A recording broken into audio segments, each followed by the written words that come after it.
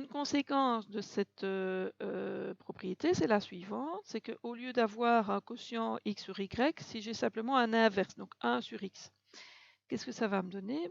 On va obtenir quelque chose de plus simple. On va obtenir simplement l'opposé du log en base a de x. Alors pourquoi? Je vais simplement appliquer la propriété qu'on a démontrée au-dessus. Qu'est-ce qu'on a démontré au-dessus? On a démontré que le log en base a d'un quotient, ça fait la différence des logarithmes. Donc ça fait log en base a de 1 moins log en base a de x. J'applique bêtement ce que j'ai démontré là au-dessus. C'est la formule du dessus, là au-dessus. Là, celle-là. Sauf que le log en base a de 1, combien est-ce? C'est l'exposant qu'il faut mettre à a pour obtenir 1. Donc 1, je peux écrire que c'est a exposant 0.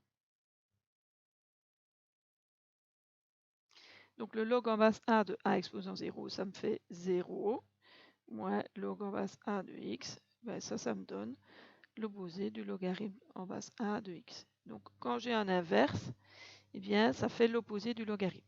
Donc si je dois calculer le logarithme en base 5, par exemple, de 1,5, c'est comme si je calculais l'opposé du log en base 5 de 2. Je vais l'écrire ici, par exemple. Je vais faire donc log en base 2 de 1/8. C'est la même chose que l'opposé du log en base 2 de 8, c'est-à-dire moins 3. C'est ce que 8, c'est 2 exposant 3. Alors, dernière propriété que vous devez pouvoir démontrer tout seul, c'est qu'on a le logarithme d'une puissance. Eh bien, le logarithme en base a de x exposant y, c'est y fois log en base a de x. De nouveau, dans les deux cas, il faut chaque fois préciser, je ne l'ai pas fait au-dessus, mais que le a, c'est un nombre strictement positif différent de 1. Donc si je vous demande ça à une interro ou un examen, il faudra bien le noter. Donc ici, on a un x et un y, il faut qu'ils soient strictement positifs, et on a bien ceci.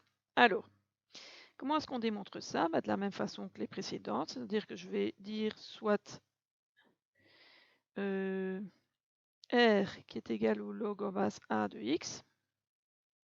Donc ça, c'est équivalent à dire que a exposant r va donner x.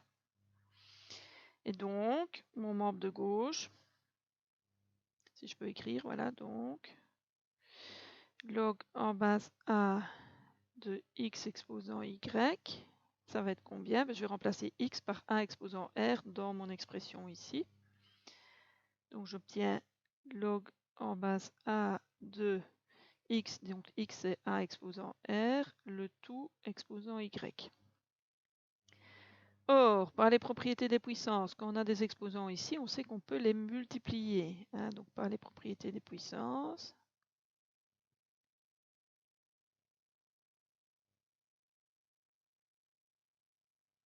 je sais que ce que j'ai là, je peux écrire que c'est log en base a de a exposant r fois y. Je multiplie les exposants.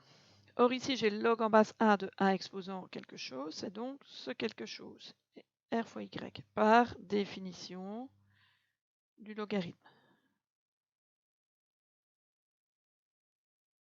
Comme j'ai fait dans les démonstrations, dans la première et dans la deuxième. Donc log en base a de a exposant r fois y, c'est r fois y. Bon, r fois y ou y fois r, c'est pareil, je peux l'écrire dans l'autre sens. Vous allez voir pourquoi je l'écris dans l'autre sens, parce que ce que j'essaie de montrer, c'est ce que j'ai ici, et donc y fois quelque chose. Donc c'est pour ça qu'au lieu d'écrire r fois y, j'écris y fois r, parce que r, qu'est-ce que c'est?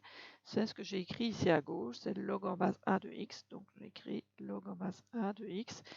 Et j'ai fini ma démonstration puisque j'ai montré que le log en base a de x exposant y, c'est y fois log en base a de x. Voilà les petites démonstrations. Donc c'était vraiment pas compliqué. Je vous montre un exemple. Si je calcule le log en base 2 de 2 exposant 3, le tout exposant 5, je peux mettre le 5 devant. Je peux faire 5 fois log en base 2 de 2 exposant 3. C'est logique puisque 2 exposant 3, le tout exposant 5, ça fait 2 exposant 15. Et le log en base 2 de 2 exposant 15, c'est 15. Si j'applique la propriété ici, log en base 2 de 2 exposant 3, c'est 3. Donc j'ai 5 fois 3. Et 5 fois 3, ça donne 15. Donc j'obtiens bien la même réponse. Alors, dernière propriété, mais qu'on ne démontre pas en maths 4, c'est quand on veut changer de base. Donc le log en base a de x, on peut dire que c'est le log en base b de x à condition qu'on divise par le log en base b de a. Donc concrètement, donc on ne le démontre pas en maths 4, mais on va l'utiliser par contre dans les problèmes.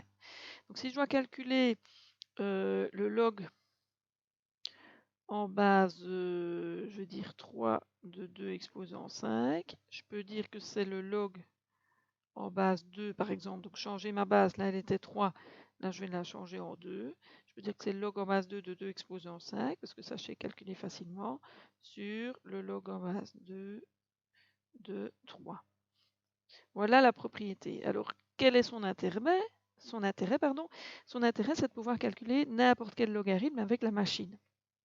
Donc je vous ai dit, sur votre calculatrice, vous avez juste une touche de log en base 10. Donc si vous devez calculer le log en base 3 de 5, donc c'est l'exposant qu'il faut mettre à 3 pour obtenir 5, mais vous ne savez pas le faire avec la machine parce que vous n'avez pas une touche de log en base 3. Par contre, si vous changez votre log en base 3 en log en base 10, ben vous savez le faire. Donc comment est-ce qu'on fait? Donc j'applique la propriété qui est là au-dessus. Log en base a de x, c'est égal à log en base b de x. Donc log en base 3 de 5, je peux dire que c'est le log en base 10 de 5, c'est-à-dire log de 5, sur le log en base 10 de la base de départ, c'est-à-dire 3. Donc ça, vous tapez sur votre calculatrice log de 5 sur log de 3. Donc je le fais en même temps, moi, sur ma calculatrice, log de 5 divisé par log de 3, et j'obtiens à peu près 1,46. Donc si je fais 3 exposant 1,46, ça va à peu près me donner 5. Donc si vous devez taper log en base 4 de 29, il faut essayer avec votre machine, il faut vous entraîner. Vous tapez simplement log de 29 sur log de 4. Alors je le fais en même temps. Log de 29 divisé par log de 4, ça me fait 2,43 à peu près. Donc voilà comment on peut calculer un logarithme d'une autre base que 10. Donc je vais encore le faire pour les deux suivants. Donc ici on a 0,25, 0,26 si j'arrondis. Et ici on a, je retrape, log de 5 sur log de 0,25, c'est à peu près moins 1,16.